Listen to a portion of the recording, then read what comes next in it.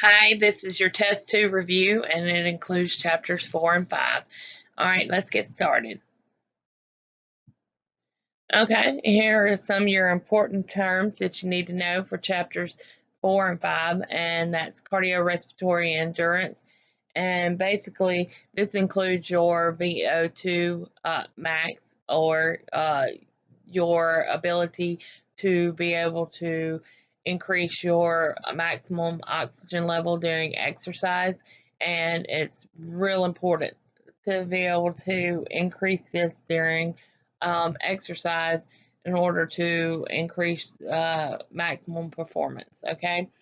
Um, Isokinetic exercises are very important, especially in rehab type exercises.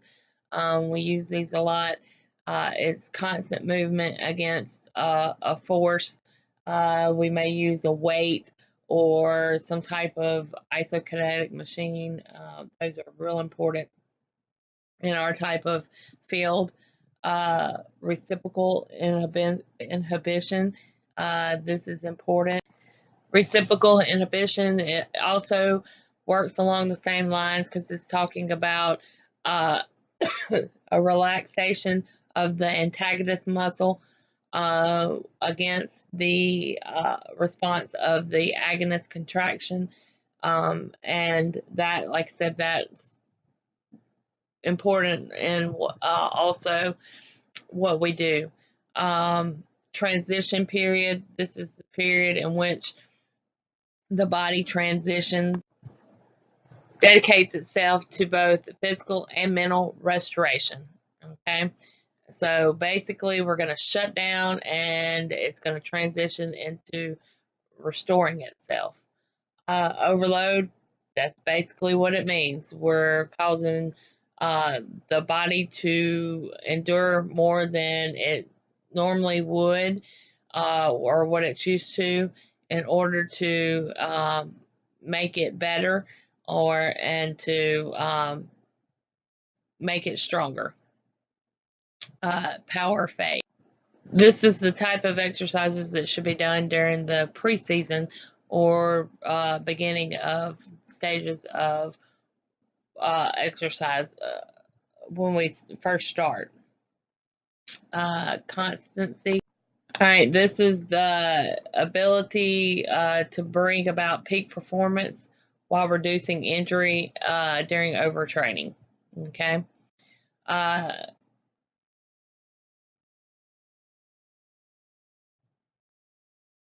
Transition period. I think that's pretty self-explanatory. I, I think I put that on there twice. Like I said, this is the time during conditioning that we dedicated toward the physical and mental restoration. We shut the body down and let it rehabilitate. Antioxidants. These are what we use to fight anti-aging. They help to fight cancer. They also help prevent heart disease.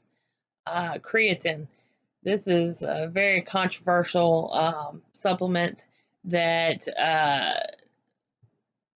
athletes use to help build muscle, but it can also cause weight gain. It can cause gastrointestinal issues. It can also cause renal dysfunctions, causing the kidneys to shut down. Mahjong.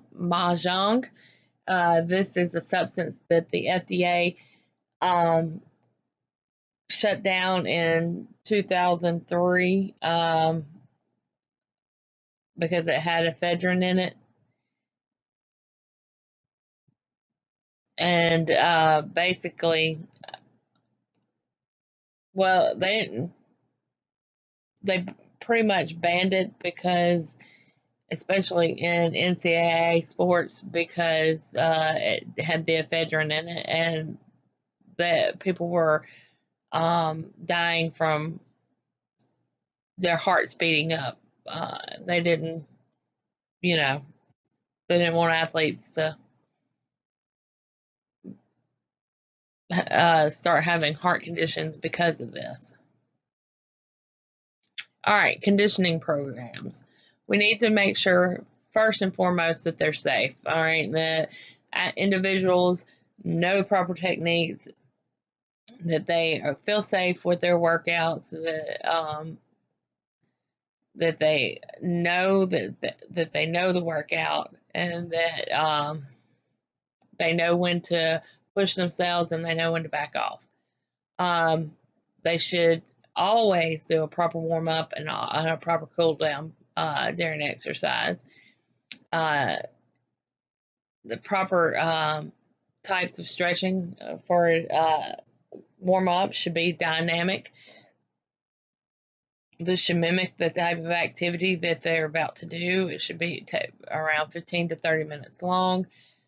Static should be for more like a cool down, and it's because they hold the stretch for an extended period of time. It should be for 5 to 20 minutes. Ballistic uses repetitive bouncing motions. You should never do these. These we pretty much have all stopped doing. Some people still do it, but for the most part, as a clinician, we tell our athletes don't do them. PNF stretching, these we do in rehab a lot. We also still tell our athletes to do these. It's alternating and contracting and stretching motions, and it works real well in the athletic community, especially after injury. Motivation. Athletes are generally motivated, but it is important that we make the programs enjoyable for them, and they like to do these programs because if they're not motivated, they're not going to do them, especially when it comes to weightlifting or working out on their own. Overload. Like I said, pretty much self-explanatory. In order for them to improve, the athlete must work harder than they usually are accustomed to. Okay, and this involves the SAID principle. And basically, it's a specific adaptation to improve demands. When the body is subjected to stresses and overloads varying intensities, it will gradually improve to varying intensities and adapt over time and overcome to whatever is placed on it.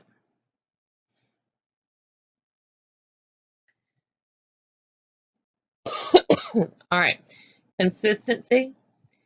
In order for a program to work, the individual must participate in the program on a consistent basis and progression. Individuals should increase their intensity of the program gradually and the ability to adapt to the workload. Intensity, the tempo of the workload should increase. The tempo and the workload should increase, but the workload or the workout shouldn't be prolonged. Specificity. This should identify the goals of the conditioning program. Individuality. The needs of the individual will vary. So if you have a group, even though the individuals of the will vary, you can adapt that to them, even though it's in a little group setting, especially if you're doing like a weight program. Because not all of your group are going to be doing the same amount of weight. Minimal stress. You're going to push your athletes, but consider the other factors that are going on in their life and let them off if necessary because they may need that. Aerobic versus anaerobic metabolism.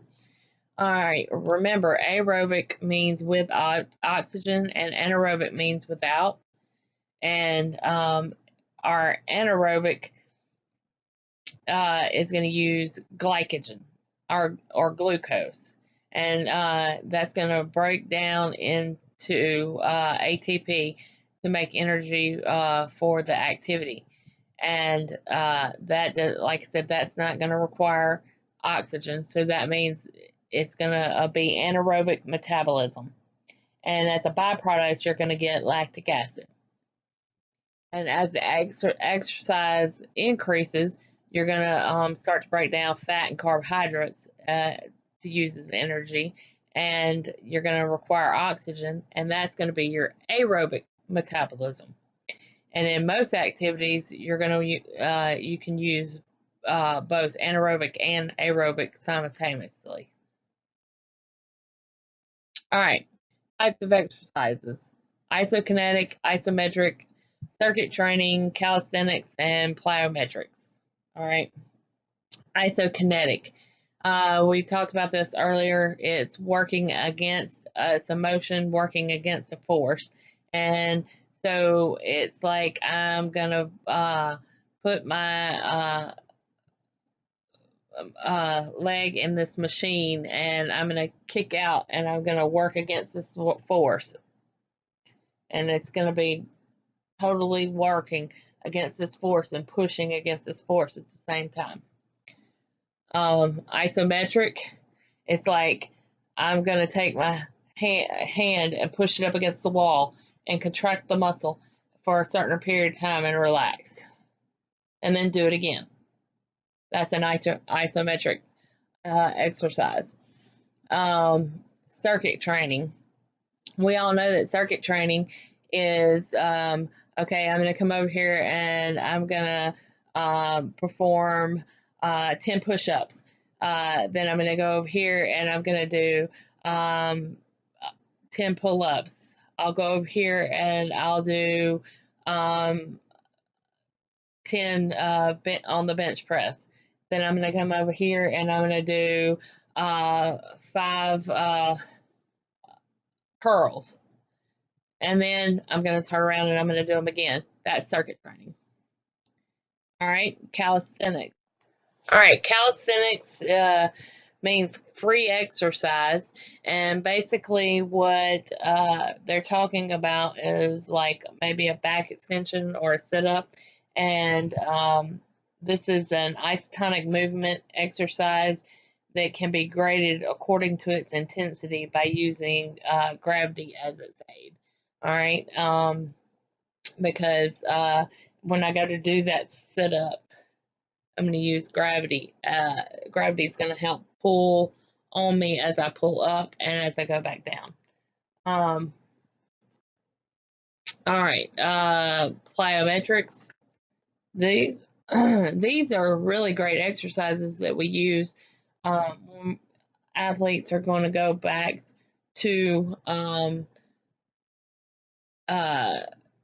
activity after an injury, especially when they're getting ready to go, like let's say back to basketball. We're gonna get them ready by doing bounding type exercises, jumping up on like the plyometric boxes, that type thing, jumping over hurdles, jumping over those exercise boxes, those type things that we're getting them ready back to go back to their type of activity. If they're a throwing athlete, then we may have them sitting with the ball in front of them and turn and throw behind them, or take the ball up here and throw to the side, something along those lines. It just all it depends on the activity. It depends on the type of sport that they're going back to. All right, let's talk about chapter 5 now. The 6 classes of nutrients: carbohydrates, fats, proteins, water, vitamins, minerals. Okay, these are our 6 nutrients. Of course, carbohydrates, we know, are sugars. And and we get those mainly from glucose, polysaccharides, things along those along those substances. Fats, those are pretty self-explanatory. Proteins, these are like our nuts, meats, things along those lines. Water, self-explanatory. Vitamins, these are A, D, E, and K. These are our fat soluble, which means they need fat to break them down. C, B complex, biotin, and pantothenic acid. These are water soluble. These are broken down by water. Minerals, calcium, phosphorus, sodium, iron, copper, zinc, iodine, fluorine. Of course, we get all these from our foods. Macronutrients, these are nutrients that we need from our food every day. Carbs, proteins, fats. We need these for energy. We need these for, everyday substances. Micronutrients, water, vitamins, minerals. We need these to regulate the body and its many functions, kind of like homeostasis. All right, the types of eating disorders. We have bulimia, nervosa, anorexia nervosa, anorexia athletica, and female athlete triad syndrome. Of course, bulimia, this is when they overeat and then they decide to go and throw it up all of a sudden. Anorexia, they may decide that they don't eat at all. They may not eat at all, and or they may eat very little. Anorexia athletica and anorexia nervosa, they're going to be very high energetic people, and they're going to want to exercise a lot. The female athletic triad syndrome, this one, they're going to throw up. They're going to hide it from people. They're gonna exercise a lot. They're gonna have the high energy also, but they're also gonna have amenorrhea, which means they're not gonna have a period, and they're also gonna suffer from osteoporosis, which is gonna cause them to have brittle bones, and could cause them to have fractures when they're in competition. So that could put them at risk more than they know. So because they're not getting the nutrients that they need. If you have any questions, just let me know, and good luck on your test.